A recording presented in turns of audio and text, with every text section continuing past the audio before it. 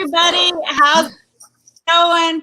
Well, you all asked, and we were fortunate enough that Miss Kim Rhode has agreed to come back on, and we're going to talk about a lot of things tonight. And I hope y'all are doing great. We are so excited to continue these Ladies' Night Ins. What are they? Ladies' Night Ins? Yeah, I never remember. And hey, Christa. Hey, Kim. How are you guys doing? Hi, we're great. Thanks for having me again. We're glad you could come on again. It's good to be here. It's good to be here.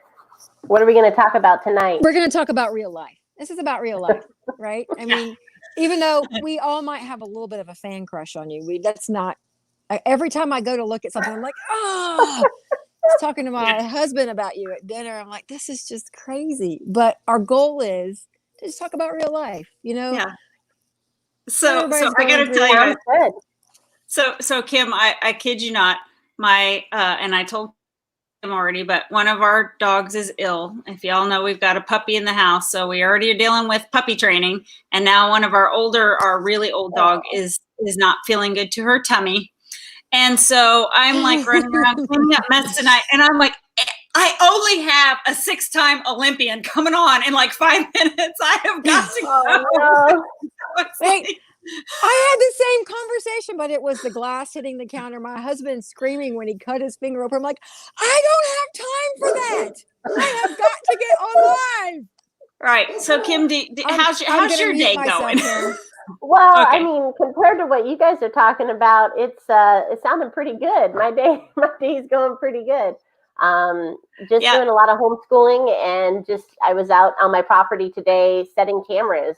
I got this new system. Me and my husband, we bought 160 acres, and we've been trying to take pictures and learn about the land. And so we've been in there setting cameras. So a lot of hiking, a lot of hard work, but nothing to that extent of what you guys are going through.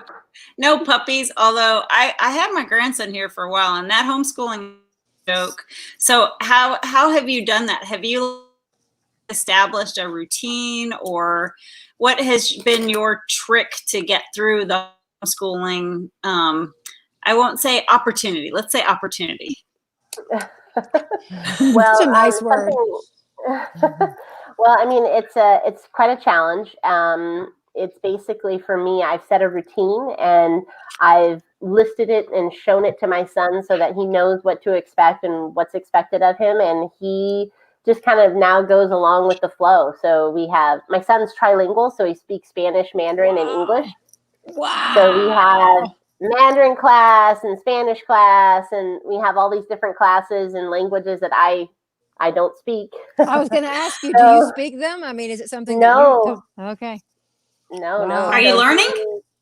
I have been learning with him, because it is literally, when you're there, I mean, my son is only just turned 7, so it's like me having to run the computer and really show him. But now, as much as we've been doing it, he's catching on really quick, as little kids do. And he's like, oh, no, you got to hit this button, mommy. And, he's got it all figured out. But it's been a challenge. I think the biggest thing is just trying to keep him interested, and the interaction of it has been probably the most challenging, keeping his attention and focus, and trying to think up ways to make it fun and interesting and more hands-on. As at 7, I think that's really important. The real question is would he like a puppy? No, we're not sending him a puppy. So Kim, between my husband and I, we have 10 grandchildren, and one set of them was already homeschooled. And so they have a co-op they would go to and stuff. And it hasn't really changed their routine, but their parents took them out somewhere recently. They were waiting in the car, and they're like, why is everybody wearing a mask? It really scared them. Like, they were really afraid about what was going on, where the other group, who was already kind of involved in things, didn't have any interaction. Has your son has he been able to see? I mean, you probably have kept him at home, but I didn't know if he's had any, feelings about what's going on. He's not seeing his friends. He's not having playtimes. Interesting enough, so my son is enrolled in a co-op of sorts, the school that he's in currently. So we do that, but the kids still meet regularly and every day. So what we have been doing in this period of time, because we do have some high-risk family members that can't be around anybody, A good example is my father. So my father has rheumatoid lung. So having that issue and COVID don't really mix. So we have been very much self-isolating and really staying away from people. And in doing so, we have been turning more towards like Zoom and doing meetings and play dates with people on Zoom. We've been social distancing, like going to ride a bicycle or doing stuff like that, where a friend will ride on the other side of the street and we'll ride on this side of the street. Things like that. But just trying to find that like new ways to do things to be safe and really keep the distance, because as we all know, that's so important. Yep. That's good. I mean, having no little people at home. So it was kind of it's away from what I experienced, right? I'm not exposed to it. When I hear my children talk about what the kids are experiencing, and we've got a group of kids where the mom is a teacher and she teaches high schoolers, and then her 3 boys are in school. They are all in elementary school, and she's in her master's college program. And so they are living on the computer. And I'm like, I think I would short circuit. I think it takes a certain individual, number one, to even parent homeschool your child personally, and then to add all that stuff to it.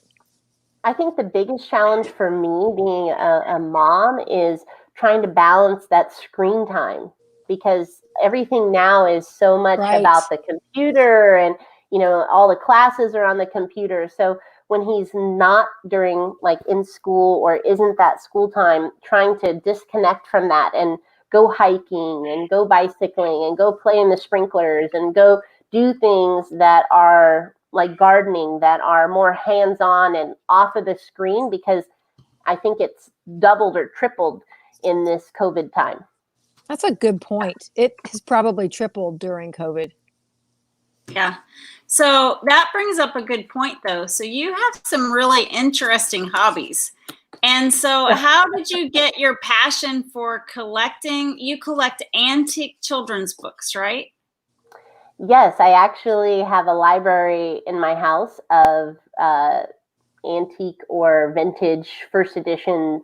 I guess it'd be like the unusual, but mainly children's books. And it really just kind of sprung from the fact that I bought a 1922 house. You can kind of see my archway in the back here and stuff like that. So my house is 1922, and I had a fireplace, and I had this envisionment of putting in the bookshelves on either side of my fireplace. And if you know anything about books, the ones with the most beautiful spines would be, I thought, the nicest. And so thus the, I guess, interest in the books was born. And in mainly the children's books, because of the Wizard of Oz. If you guys are familiar with the Oz collection, it's about 150 books or so, give or take. But each book has the character on the spine. So if it's the Cowardly Lion, it has the lion. And if it's Glinda of Oz, it has, you know, Oz or Glinda. I mean, it has each character on the spine. So when you stack them up, it looks really cool. Well, I started off with those and then kind of progressed to the next thing. And with all the travel I do, it was something that became really fun because, like you said, in some parts of the world or some parts of the nation, books are easier to find or harder to find depending on where you're at. And so it just kind of became a passion of mine in between shooting and traveling, really hunting for these really cool old vintage books.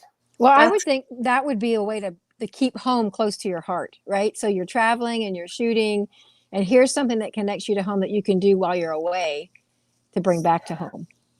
And also, too, like you have those memories of your mom and dad reading you this book or that book. And, you know, when you look at, like, say, a series of books from back in the 1800s to present day and how much the story has changed to what you remember to what it is now. I mean, now you look at some of them, they won't harm a butterfly. But when you were a kid, it was scary. And it actually taught you a lesson about life. And it's really interesting to see the progression in some of the children's books. And for me, I also was always a big fan of art.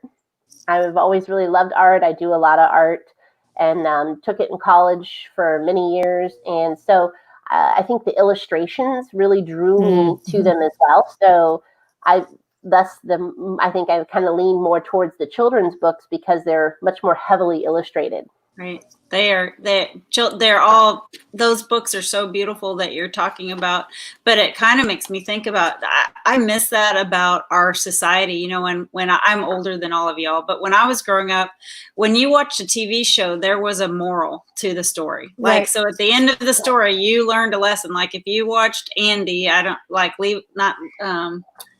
that one with Sheriff and Opie and all those guys, you know, you watch that show and you were taught something at the end, something about being kind, something that goes back to what we were talking about earlier about how people are being more kind right now and neighborly, and you're seeing communities kind of come together. We were taught that watching TV or in a book that we read, and now it's like you don't learn that. You learn how to sass. If you've watched any of the kids' TV shows lately, ooh, like they teach people how to sass. I'm like, I told my grandson, I'm like, oh no, click off. Like, Right. we're not watching that. Yeah, it's unfortunate because media definitely has, as we all know, has a huge control on what's happening in the future in our society. Books are a great way to take it back too. And they're really becoming obsolete. I mean, paper is something that is going to be obsolete in the future, and we're looking more and more towards, you know, Kindles and iPads and things like that, where everything is going digital, and people won't have that luxury of flipping a paper or smelling the smell or cracking a new book or anything like that. So I think just kind of preserving that and giving that experience to my son, but also I think it's just fascinating. So I've really enjoyed it. I've had a lot of fun. I've got quite a few, and there's no end in sight. I really like the unusual ones too. All right, so now I'm sorry, Christa, I gotta go. A total juxtaposition.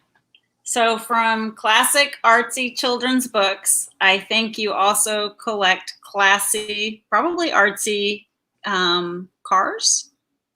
Yes, I do collect cars. Well, you've been doing your homework on me. I have. Well, so first off, you're an amazing woman. So you have this commitment and this dedication to go out and, I don't know, win 6 Olympics, you know, medal in 6 Olympics. That's incredible. Not to mention all of your other international championships that you have. But to do that on top of, it's not just that you go out and compete. A lot of people think that athletes spend 100% of their time immersed in their sport.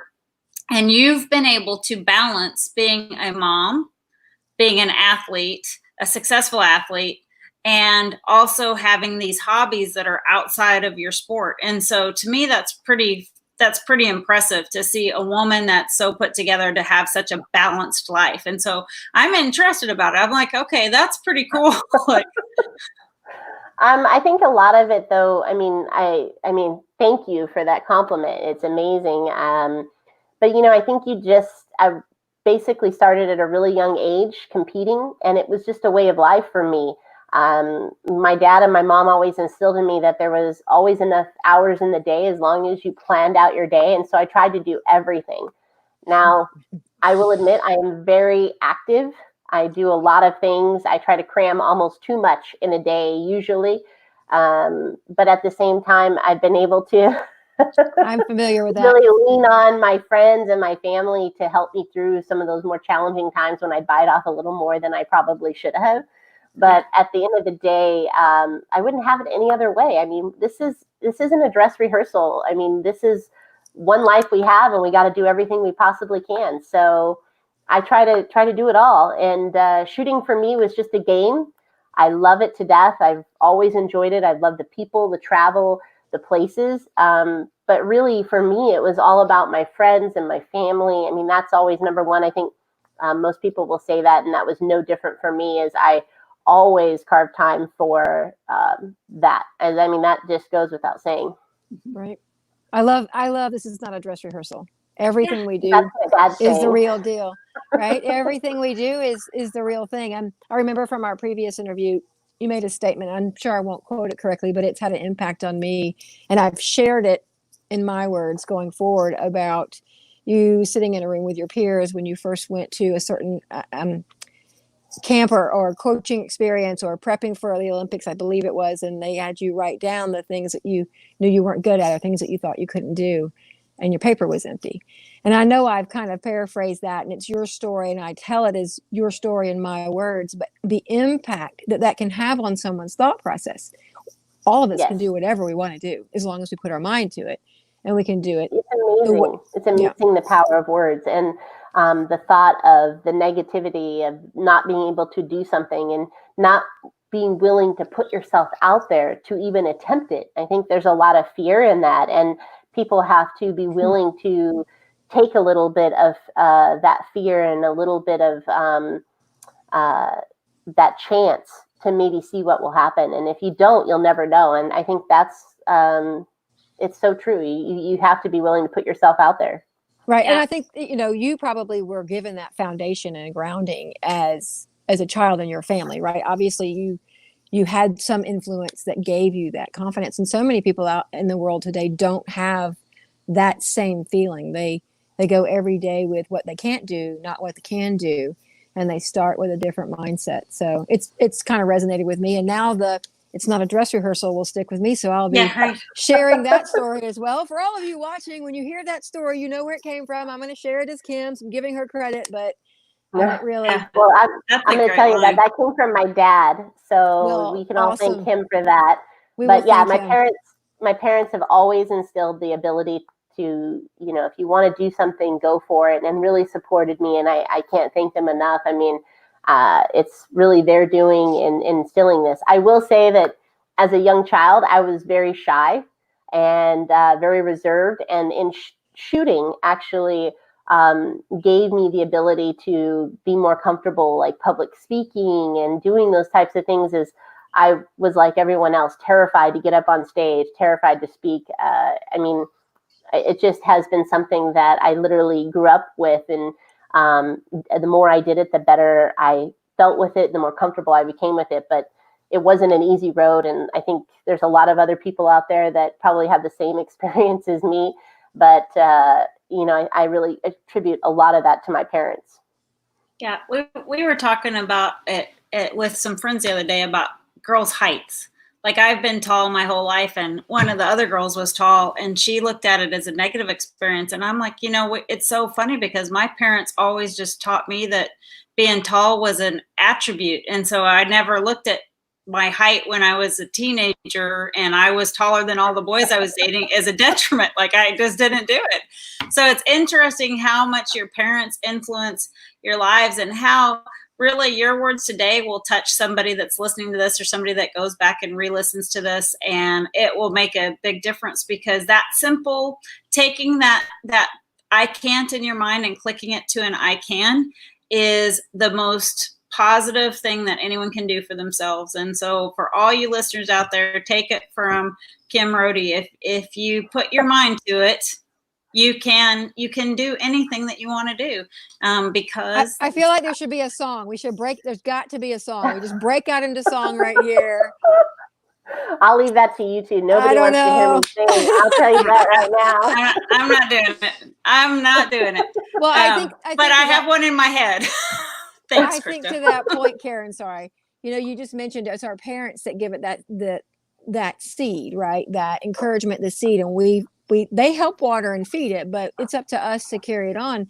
And with so many parents in a different role right now, and having been in a different role for the last 10 weeks, I think it might change, hopefully for the positive for a lot of them, that they've slowed life down a little bit, spent some more time at home with their kids, even though it was difficult. We have a quote. It says, "Love the philosophy. I always say you only get one go around. So make it a good one." That was from Peggy. Is it Barchi? I got old eyeballs, Peggy. Yeah. Sorry if I just brutalized your last name. But I think I think it's a thing, right? I mean, thank you, Peggy, for sharing. A great example, I know something that, in trying to instill this positivity in my son, one of the things that me and my husband did when my son was very little was not use the word no, unless it was really important. And when you try to do something like that, it was super hard in the beginning, because the first thing you want to go to is no, don't.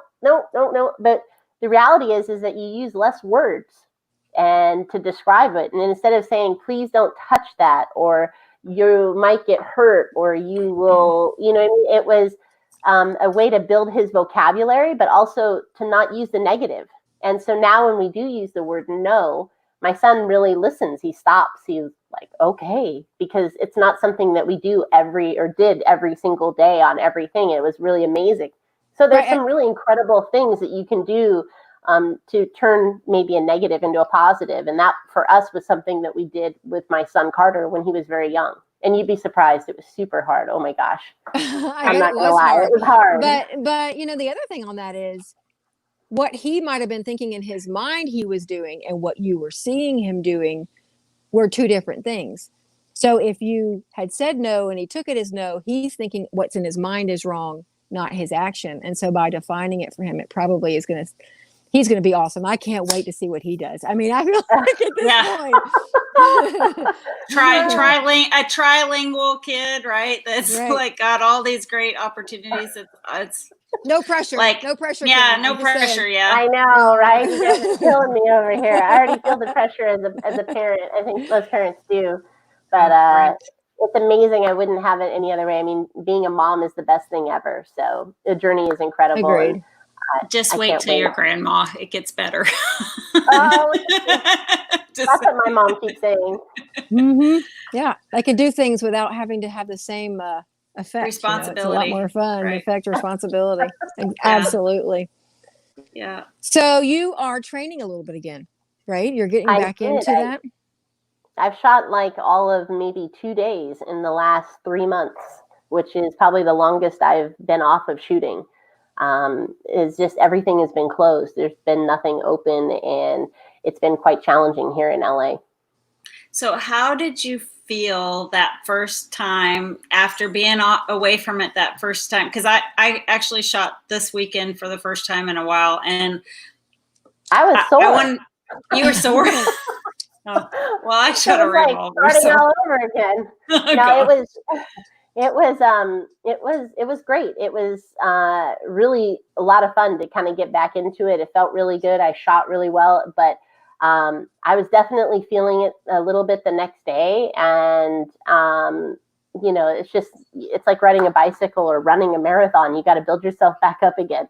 And, but I think that first day of shooting, it was like, let's shoot 500 rounds, and it was like, yes, let's do this. And then it was like, the next day is like, that was not the smartest move. Right. Yeah. Right. Jump off that cliff all at once. Oh. So when do you have, what's your first event that's truly scheduled that you know of is going to stick at this point, or do you have one? We have none as of right now that I'm aware of.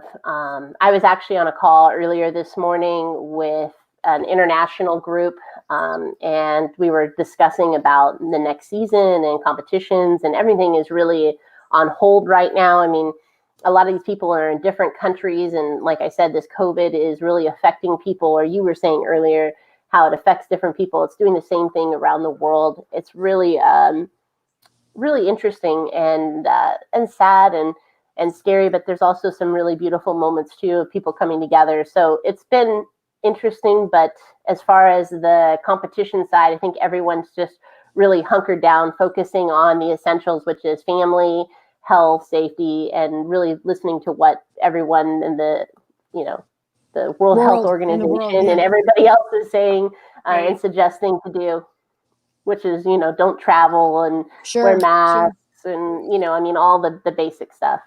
Right. Yeah. Right. We're breaking free. I don't know if you know, Kim, we're gonna travel in June. And so we're with the Reopen America. So we read all of the president's guidelines and the CDC's input and each state that we're going to. And so spoke with the governor's office in Montana, and our team is going to go to Montana on June 5th and 6th. And we're going to do an event with many, many, many precautions, like uber precautions. We've been very fortunate, but it's going to be it's a little nerve-wracking, to tell you the truth. This is a real life thing. It's, for me as a business owner, it's like petrifying, because I want to make sure I'm making the right decisions for the public safety, the safety of our team, the safety of our clients that come. But we also we did a poll to the people in Post Falls, Idaho, which is where we'll go the third week of June. And we asked them, like, what's life like for you? Should we postpone this event? Should we come? And it was overwhelmingly that they wanted us to come. They're all so anxious to have some sense of normalcy. And yes, I think that's what we're finding here too, is that everybody is really anxious to get back and, you know, start business again and have things go back to the way they are. And it's just really, it's interesting. And I think everyone's in a unique situation. And I think it really depends upon where you're at in the country and what city and what's happening in that neighborhood. I know I'm right in the thick of it. I'm in LA. So it's a little different here, but even still, we're having a lot of people pushing for opening of stores, opening of businesses.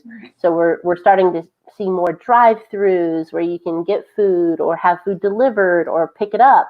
But you know, we are making progress, and we definitely need to look to that future. So I commend you for doing that. Thanks. It's going to be interesting. So I have a question for you, kind of off topic. What in Los Angeles, how is your homeless population doing with this virus? Have they in your news or anything said anything about that homeless population? You know, there's been a lot of news about it. I haven't really been following it, so I probably wouldn't be the best to really comment on it. But I know that they're doing setups where they're, you know, doing housing and have all these different programs that are reaching out. So I don't really know, but I would hope that they're doing okay. It's another example of, I guess, the communities coming together, like you're doing in your community that you live. And it's really hard. It's really hard to say anything because we're so locked down. We haven't been able to leave our houses unless it was for a pharmacy or to the doctor or a medical emergency or to get food. So, you know, we haven't been traveling out to see like what's happening here or what's happening there. I mean, how long have you guys been doing that? Oh, we've been going on, I think, about 2 months, maybe more, somewhere in there, I'm guessing. Yeah. I don't know. It's been a while. It's been a while. And that's a clear sign of the differences across the country as far as when people started and when people began to take the next steps. Of course, you know, Georgia hit the news right away when our governor decided to open the state up. And it's been a, knock on wood, so far it's been a positive experience here. And we have seen decline and consolidation, right? So it's not that it's just going to disappear. It's not leaving. We still have to deal with it, but it has improved. And they're beginning to nest everyone together that needs similar treatment, open up certain areas that have been completely shut down and make things better. Why are you smiling, Karen? Sorry, because I'm sorry. I just read this comment, and so I'll read it. But I apologize. I shouldn't probably smile while we're talking about such a dire subject. I was like, what? But I'm so excited because Peggy said, "Thanks, Kim, for sizing a shotgun advice on the last time you were on. They used it to fit her 12 gauge to her, and she's shooting better with it." Oh, so, that's awesome. Yeah, that's great. Yeah, there's a lot of little tricks like that you can do in shooting to help you be more successful. And that's actually something that I'm working on. I'm working on like some shooting tips and things like that. So you'll probably see that come out in the near future. Ooh. But we're working on trying to help people be more successful at hitting targets, because if they don't hit targets, they don't want to come back and do it again and again. And of course, you want to try to keep shooters and get more people involved. And the best way to do that is really crushing clays. Yeah. Well, Kim, when you do that, you let us know, because anything we can do to help you and promote your, we are all on board. You are such a gracious guest when you come on, and you're just so much fun. You're such an inspiration to women across the country. And I don't know if you realize it. But when I tell you that you're really well-rounded, balanced woman, that's something that myself as a successful business owner, I strive to do, is balance my family, my work, my hobbies. and to see you doing so much. It's really an inspiration for a lot of people. So thanks for what you do. And I'll turn it over to Christa, and you guys can kind of wrap up, because we would talk all night, but we're at 30 minutes, y'all. It's hard to believe we're already at 30 I know. It's so fast. It's already It's over. so fast. So fast. So I'm just It goes gonna. so fast. Yeah, it does. I'm gonna Are reinforce. there any questions like last minute that you guys want to ask before I know we it's go? like I before mean, the timer goes. How can we I get these know. I feel like questions in? I don't want to Yeah. cut you guys off or anything. Is there any questions that anybody may post or may want to ask? I mean, I'm just throw that out there. Well, while Karen's opening that screen up, right? Because I can't see that screen at all. I'm looking. I'm looking forward to whatever happens next, right? Whether it's what we see is your guidance that you're going to put out about how to do certain things and shoot shotgun better, or improve, choose, however you want to phrase, which everyone in my house needs to watch. I'm just going to say right now. But You said also that, not me. I know. But also to see the positiveness when we do get to do things, right? So, all of us want to believe that we get to actually participate in activities that we love and live for again, whether it's next month or next year. And hopefully it will be here sooner rather than later. I don't know with the Olympics what the status will be with that next, or how that will affect things, but we'll have our own little watch parties going on when it happens, whenever that will be. And we'll be cheering on USA, that's for sure. Yes, I mean, all the athletes are going to be amazing. I mean, the Olympics in Tokyo, hopefully they happen in 2021 in July or August. We're not exactly sure. The official date has not been, I think, set yet as to like when it's starting, but at the end of the day, we need to cheer on all those athletes, and hopefully it'll happen for them, as they've put a lot of time and effort and dedication. And it's going to be an amazing time, and hopefully be really inspirational in a time when we really need it. You're right. Thank you. We will cheer on all the athletes. Karen, did we have anything we need to follow up with?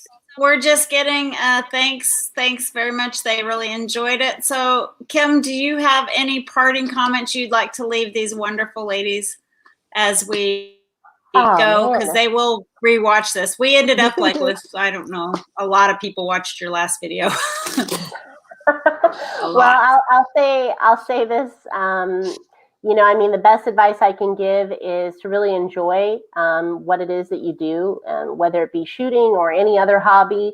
Really go after it 100%. I think, the sky is the limit. And the other advice I'd give is some shooting tips.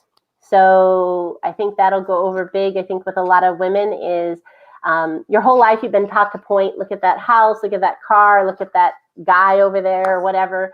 But when you point at something, you tend to be right on it. So using your finger as an extension on the forend, either, I got to get it to where I'm on the camera here, either underneath the forend, either on the bottom or on the side, whatever's the most comfortable. But putting your fingers straight out and making it parallel with the barrel will actually make you point at the target and make you more successful. It may give you one or two more birds around, which isn't anything bad. I mean, we'll all use that. Another advice I can give is to shoot the repetition. So if you're shooting skeet or trap or trying to get ready for, say, a bird hunt or whatever, really go out and try to shoot certain targets and try to shoot it 2 or 3 in a row. Don't just shoot one and then move on to the next target. Try to shoot it over and over again, because that'll help build that mental picture. And, when people are talking to you and telling you stuff, when it comes to shooting, have them show you in a visual way what it is they want you to do, because your mind thinks in pictures, not in words. So if somebody can show you, oh, this is where your barrel is supposed to be, and this is where, your gun or your barrel, and this is the bird, or the relation in that, it'll make you more successful, because you're seeing the picture and now you're trying to replicate it. So those are just a couple quick tips. Hopefully you guys will be successful and have a lot of fun, but most importantly, stay safe and healthy, and thanks for watching. Oh, thanks, Kim. I got to add one story. I'm so sorry, but because I wish I had you when I learned to shoot a shotgun. And so literally I had shot a shotgun for the first time, and they said to me, look down the barrel until you see the bead, put the bead on your target and shoot. And so I did, and I consistently missed. And I'm like, I don't understand. I'm doing exactly what you said. I am looking down the barrel or looking down the ribs to the bead and then shooting.